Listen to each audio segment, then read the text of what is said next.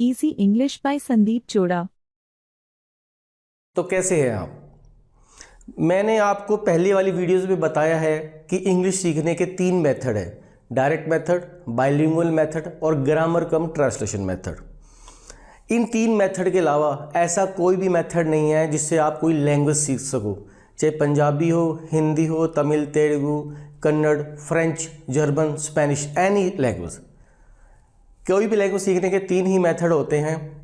अगर आप वो भूल चुके हैं तो उसका लिंक मैं डिस्क्रिप्शन में दे दूंगा, जो मैंने पहले वीडियो बनाई थी कि इंग्लिश सीखने के कौन कौन से 3 मेथड है या कोई भी लैंग्वेज सीखने के।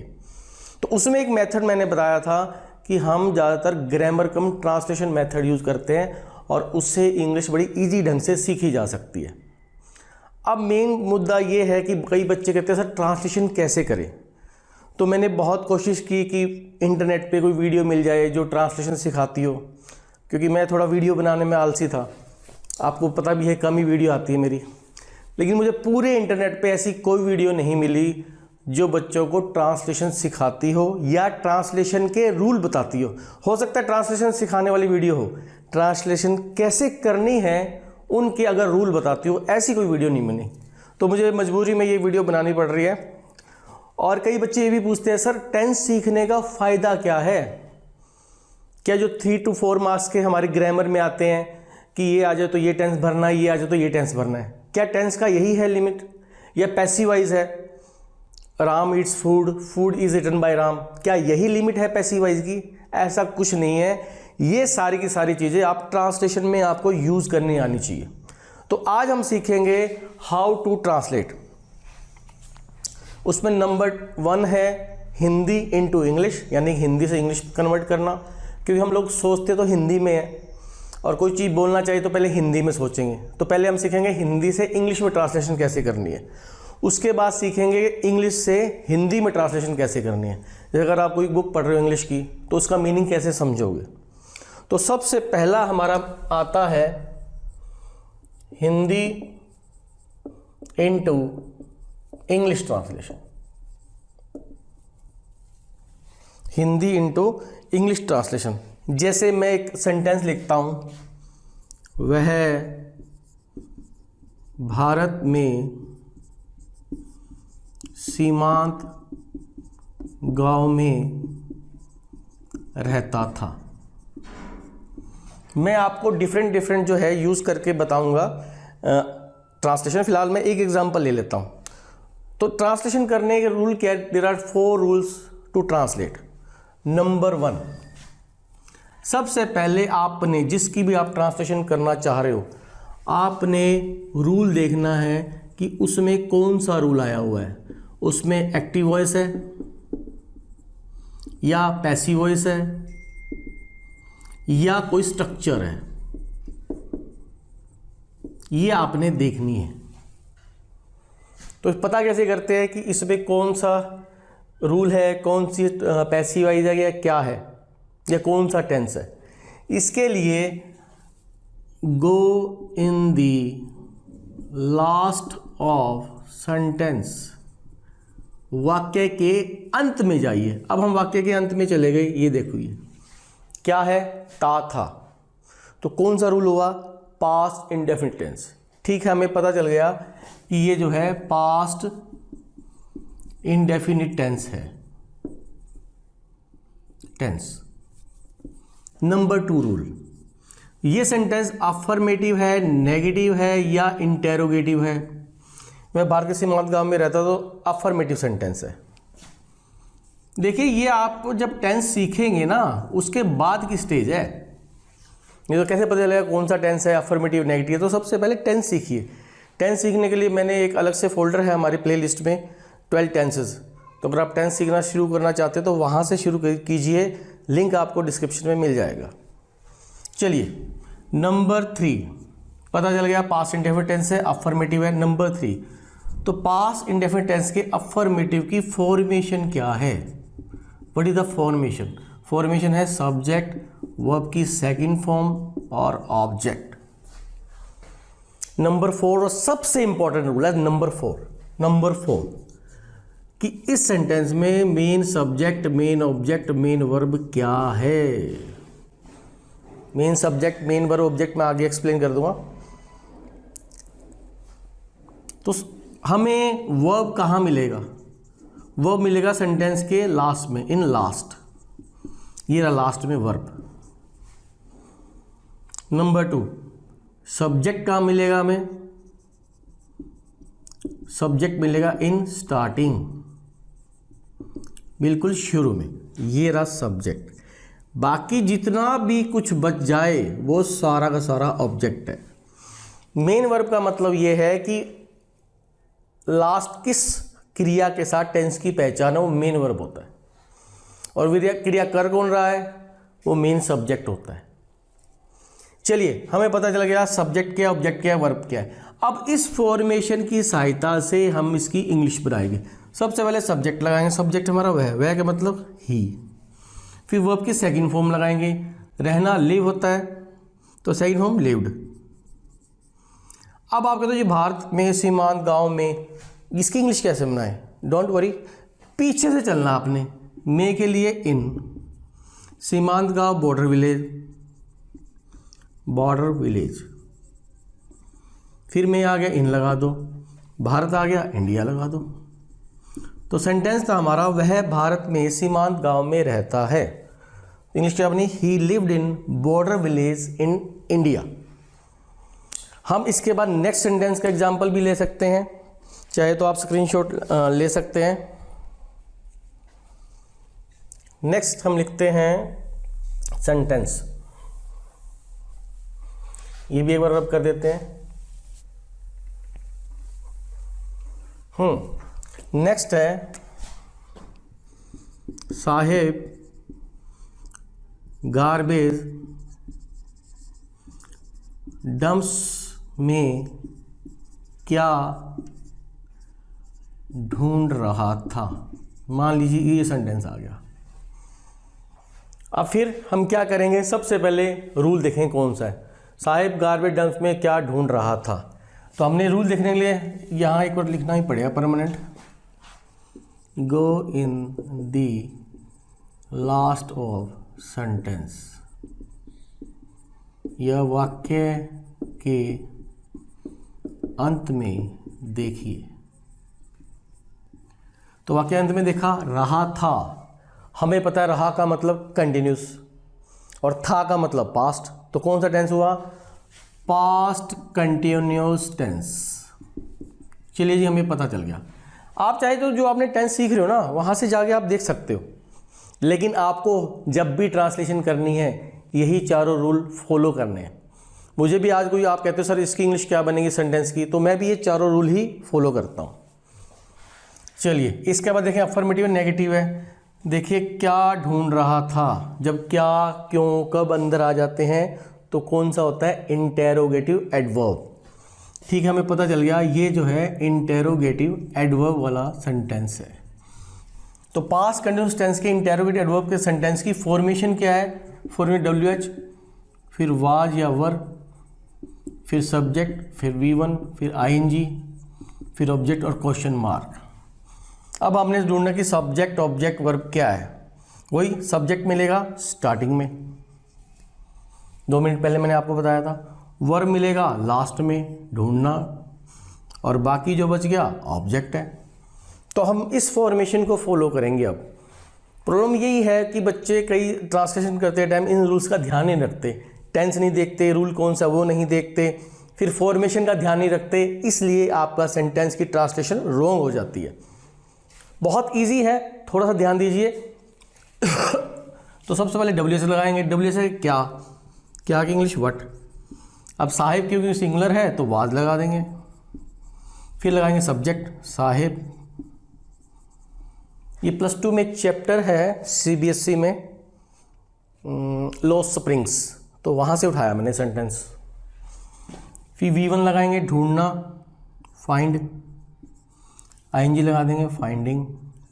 अब ऑब्जेक्ट लगा देंगे इन, पीछे से चलना है, इन गार्बेज डंप्स। लीजिए हमारा सेंटेंस बन गया। पहले हमने एग्जांपल लिया पास्ट इंडेफिनिट टेंस का, और अब हमने एग्जाम्पल लिया पास्ट कंटिन्यूस टेंस का। हम एक एग्जाम्पल और भी ले लेते हैं, जैसे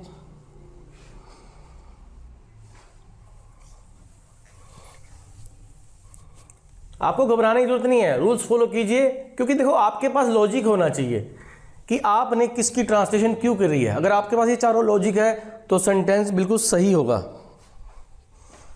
नेक्स्ट है, राजा ने वासिस होता फूलदान की देखभाल करने के लिए एक सेवक नियुक्त किया। अब देखिए, फिर वाक्य के लास्ट में जाएंगे, कौन सा टेंस है, किया, आ ए ई आ गया, कौन सा टेंस है, पास्ट इंडेफिनिट टेंस। अब आप सोचोगे सर था भी पास्ट इंडेफिनिट टेंस और आई की भी past indefinite tense. Yes, past indefinite tense की दो पहचान होती है, था, ते थे, ती थी, या आ ए ई। वह फुटबॉल खेलता था या उसने फुटबॉल खेली, एक ही बात है। अब चाहे तो पास्ट इंडेफिनिट टेंस जाके आप देख सकते हैं। चलिए, पता चल गया पास्ट इंडेफिनिट टेंस है। अफर्मेटिव है, नेगेटिव है, सर अफर्मेटिव है, ठीक है, अफर्मेटिव है, मान लिया। चलिए, फॉर्मेशन क्या है, सर सब्जेक्ट है, वर्ब की सेकंड फॉर्म है और ऑब्जेक्ट है। आपको याद हो, मैंने जब नानी का रूल करवाया था, प्लेलिस्ट में एक फोल्डर है 4 रूल्स आफ्टर टेंसेस, उसमें फर्स्ट रूल है नान एनी वाला। उसमें मैंने आपको धातु भी सिखाई थी। तो इसमें दो धातु है, एक तो है देखभाल कर धातु है और एक नियुक्त कर धातु है। नियुक्त कर धातु है आई आ गया और देखभाल कर के साथ नान एनी आ गया। अब नान एनी आ जाए तो बनाने की इंग्लिश क्या है, 2 प्लस वर्ब की फर्स्ट फॉर्म। तो आप कहोगे सर पहले ये लगाएं या वो लगाएं। देखिए, सबसे पहले आप टेंस वाला बनाइए, उसके बाद नान एनी आ जाए तो 2 प्लस वर्ब की फर्स्ट फॉर्म आप बाद में लगा दीजिए। तो मेन सब्जेक्ट ऑब्जेक्ट वर्ब क्या है, मेन वर्ब ये रहा, नियुक्त किया, मेन सब्जेक्ट ये रहा, बाकी ये जो बच गया आपका सारा का सारा ऑब्जेक्ट है। देखिए, मेन वर्ब और मेन सब्जेक्ट के बाद जितना भी कुछ बनता है, चाहे कितनी ही बड़ा सेंटेंस हो, वो सारा का सारा आपका ऑब्जेक्ट है और पीछे से लेके चलना है। तो बनाते हैं, पहले सब्जेक्ट लगाते हैं किंग। अब सेकंड फॉर्म लगाएंगे नियुक्त करना। नियुक्त करना होता है अपॉइंट, अपॉइंट भी बोल देते हैं। इसकी सेकंड फॉर्म ईडी लगा देंगे, अपॉइंटेड, अपॉइंटेड। क्या नियुक्त किया, हाँ एक बात याद रखना, इंग्लिश में जिस वर्ब का जो ऑब्जेक्ट है वो फौरन उसके बाद लगता है। तो क्या नियुक्त किया, सेवक नियुक्त किया है, तो वासिस नहीं लगाना, सेवक ही लगाना है। सेवक होता है सर्वेंट या अटेंडेंट, अटेंडेंट लगा देते हैं, अटेंडेंट। अब नानी नहीं आ गया तो 2, देखभाल करना, लुक आफ्टर होता है, किसकी, इसका ऑब्जेक्ट क्या है, वासिस, तो ये वासिस लगा दिया। तो इस तरह अगर एक से ज़्यादा वर्ब आ जाए, नानी नहीं वाला आ जाए, उसकी ट्रांसलेशन कैसे करते हैं वो भी मैंने आपको बता दिया। चाहे तो स्क्रीनशॉट आप लेना चाहें ले सकते हैं। नेक्स्ट सेंटेंस है, मैं ये तरह तरह के एग्जाम्पल अलग सेंटेंस से क्यों ले रहा हूं, ताकि आपको लगे कि आप किसी में भी ट्रांसलेशन कर सकते हैं। जरूरी नहीं है कि आपने 1 या 2 में की और आपकी प्रैक्टिस होगी, जितने चाहे सेंटेंस आ जाइए, बस आपने रूल चेक करना है कि कौन से रूल में आया हुआ है। जैसे एक हमने रूल किया था खाया हुआ, पिया हुआ, आपको याद होगा, जो मैंने टेंसेस के बाद 4 रूल सिखाए थे आपको, तो फोल्डर है उसमें देख लेना आप, उसका लिंक भी मैं डाल दूंगा। तो वो कैसे यूज़ करते हैं, जैसे सचिन को टूटे हुए बैट से, बैट से क्रिकेट नहीं खेलनी चाहिए। ये अब फिर रूल का पता करेंगे, लास्ट में आ गया चाहिए। अब जिन बच्चों ने स्ट्रक्चर सीखी हुई है टेंसेस के बाद, पैसिव के बाद, उन्हें पता है चाहिए आ जाए तो कौन सी होती है, शुड की स्ट्रक्चर, यानी कि शुड की स्ट्रक्चर है ये। अफर्मेटिव नेगेटिव है, नेगेटिव है। फॉर्मेशन क्या है, नेगेटिव है। फॉर्मेशन है subject should not V1 object, ये लीजिए। तो मेन सब्जेक्ट ऑब्जेक्ट वर्ब क्या है, लास्ट में मिलेगा आपको मेन वर्ब, शुरू में मिलेगा मेन सब्जेक्ट, बाकी जो बच गया आपका ऑब्जेक्ट है। तो अब इस फॉर्मेशन को फॉलो करेंगे। पहले लगाएंगे सब्जेक्ट सचिन, फिर लगाएंगे शुड, फिर नॉट, फिर V1 खेलना प्ले, से आप किसी चीज़ से सहायता ले रहे हैं तो से के लिए लगाते हैं विद। टूटा हुआ बैट, आपको पता है जब धातु के साथ क्रिया के साथ हुआ लग जाए तो हम V3 इस्तेमाल करते हैं। तो टूटना होता है ब्रेक, ब्रेक की third form broken, with broken bat. ये लीजिए, ये ट्रांसलेशन में होगी, स्ट्रक्चर भी आ गई। चाहे तो आप स्क्रीनशॉट लेना चाहे ले सकते हैं। नेक्स्ट है, अब हम थोड़ा पैसिवाइज भी ले लेते हैं।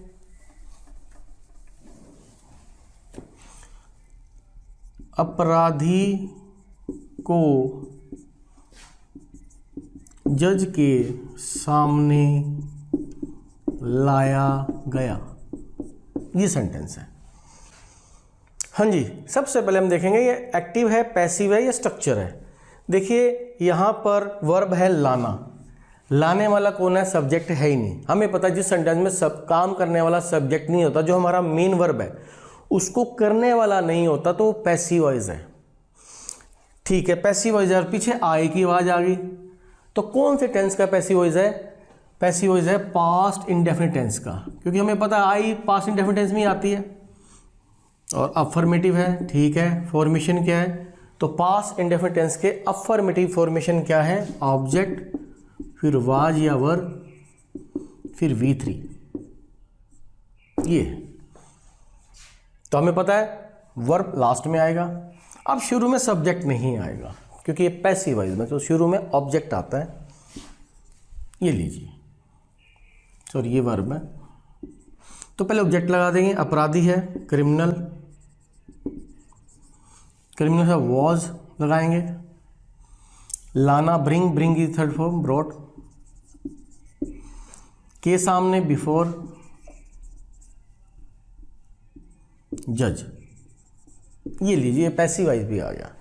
एक लास्ट सेंटेंस ले लेते हैं पैसिवाइज के साथ। हम कर का रूल भी, हम रूल मिक्स कर सकते हैं, बना सकते हैं, बस आपने ध्यान रखना है। देखिए किसी की ट्रांसलेशन करते टाइम सबसे इंपॉर्टेंट होता है ये फर्स्ट रूल, कि आपके अंदर इतनी क्षमता योग्यता हो कि आप पता कर लो कि वो कौन सा रूल है, वो सबसे ज़्यादा ज़रूरी है। उसके बाद सारे काम आसान हो जाएंगे। जो मेरे स्टूडेंट रेगुलर प्रैक्टिस कर रहे हैं, टेंस पैसिवाइज सीख रहे हैं उससे, तो वो इस बात का ध्यान रखें जब भी ट्रांसलेशन करें, you have to use these 4 rules. इसके बिना आपकी ट्रांसलेशन 101% रोंग मिलेगी आपको और ना कॉन्फिडेंस आएगा। और जब बार बार ट्रांसलेशन करते टाइम ये आप रूल देखोगे तो ये चुटकियों में आपको याद हो जाएंगे और लाइफ टाइम आप टेंसेस पैसिवाइज कभी नहीं बोलोगे। मेरे कई स्टूडेंट हैं जो 15-20 साल बाद मुझे मिलते हैं, उन्हें आज भी सारे रूल याद हैं। तो आप भी कर सकते हैं इस तरह से ट्रांसलेशन करके। अब हम लास्ट एग्जांपल लेंगे। एग्जांपल है, विद्यार्थियों को इंग्लिश पढ़ाकर घर भेजा जा चुका है। ये लीजिए, फिर लास्ट में जाके पता करेंगे कौन सा है, भेजा जा चुका है। भेजने वाला कौन है? कोई नहीं है, यानी कि पैसिव वॉइस। चुका है कौन सा टेंस है? Present perfect tense. तो पैसिव वॉइस का ये प्रेजेंट परफेक्ट टेंस है जी। अफर्मेटिव नेगेटिव, अफर्मेटिव है जी। फॉर्मेशन क्या है जी? ऑब्जेक्ट, हैज या हैव, फिर बीन, फिर V3। अगर उसके बाद कर वाला, ते हुए कुछ भी आ जाए वो लास्ट में लगा देना आप। तो सबसे पहले मेन वर्ब क्या है हमारा? ये रहा जी मेन वर्ब। ऑब्जेक्ट क्या है? ये रहा। पैसिव में सब्जेक्ट होता नहीं ऑब्जेक्ट, और बाकी जो है आपका लास्ट में लगा देना। तो पहले ऑब्जेक्ट लगाएंगे स्टूडेंट्स, हैज लगाए या हैव? Have, students have. फिर बीन लगाएंगे, फिर V3 लगाएंगे, भेजना। सेंड, सेंड की थर्ड फॉर्म सेंट। इंग्लिश पढ़ा, कहाँ भेजा जाए? घर। सेंड टू हाउस, या सेंट होम लगा दिए सीधा, होम के साथ टू नहीं लगता, आपको पता ही है। इंग्लिश पढ़ाकर, कर वाला रूल आ गया, तो हमें पता जब कर वाला रूल आता तो बाय या ऑन V1 ING लगा देते हैं, तो हम बाय लगा देंगे। बाय पढ़ाना, टीच, टीचिंग, और टीचिंग ऑब्जेक्ट है इंग्लिश, तो बाय टीचिंग इंग्लिश। ये आपका कंप्लीट है। तो ये हमने पहला फेज कंप्लीट कर लिया कि अगर आपके आगे हिंदी हो और इंग्लिश में कैसे ट्रांसलेशन करते हैं तो आप ये 4 रूल अप्लाई कर सकते हैं। हमने एग्जांपल लिया एक्टिव वॉइस का, फिर एग्जांपल लिया पैसिव वॉइस का, फिर स्ट्रक्चर्स का एग्जांपल लिया है। स्ट्रक्चर्स और पैसिव वॉइस में हमने कर और हुआ वाला रूल भी डाला है ताकि आपको क्लियर हो जाए कि कैसे ट्रांसलेशन करनी है। अब हम नेक्स्ट स्टेप की, देखिए याद रखना, कभी भी आपने ये रूल अप्लाई नहीं किया और जल्दबाजी की, देखिए जब भी टीचर आपसे पूछता है भी इसकी इंग्लिश क्या आ गई है, कोई भी आपसे पूछता है तो टेक योर टाइम, थिंक, सोचिए। और आपको याद नहीं आ रहा हो कि पास्ट इंडेफिनिट टेंस है सर, अफर्मेटिव है, रूल याद नहीं आ रहा, तो आप रजिस्टर में से अपनी कॉपी जहाँ लिख रखा है वहाँ से देख के बोलिए। ऐसे हवा में मत बनाइए बिना लॉजिक के, क्योंकि बिना लॉजिक के आपको भी कॉन्फिडेंस नहीं आएगा, सेंटेंस भी गलत होगा। और आपके पास लॉजिक है सर, ये वाला रूल था, अफर्मेटिव नेगेटिव था, ये फॉर्मेशन थी, मैंने ये अप्लाई किया है, तो आपका लिखा हुआ कोई नहीं काट सकता। तो मेरी आपसे रिक्वेस्ट है, जब भी हिंदी से इंग्लिश ट्रांसलेशन करें आप ये चारों रूल यूज़ करना सीखिए, बार बार अप्लाई कीजिए। अब देखो आपने मान लो 100 या 200 सेंटेंस ट्रांसलेशन कर ली अगले 2-3 महीनों में, और आपने बार बार ये देखा, तो ये ऑटोमेटिकली आपको याद हो जाएगा। क्योंकि मैं हमेशा कहता हूँ रट्टा मारने की, क्रैमिंग करने की कोई ज़रूरत नहीं है, लॉजिक से चलिए, बार बार प्रैक्टिस कीजिए और देखिए, जब बार बार देखोगे तो ऑटोमेटिकली याद हो जाएगा। तो इसके लिए आपको माइंड पे कोई प्रेशर भी नहीं पड़ेगा और आपको पता नहीं चलेगा आप कब इंग्लिश सीख के कब ट्रांसलेशन सीख गए। अब हम जो है नेक्स्ट पे जाएंगे। नेक्स्ट में हम ये बताएंगे कि इंग्लिश से हिंदी में ट्रांसलेशन कैसे करते हैं।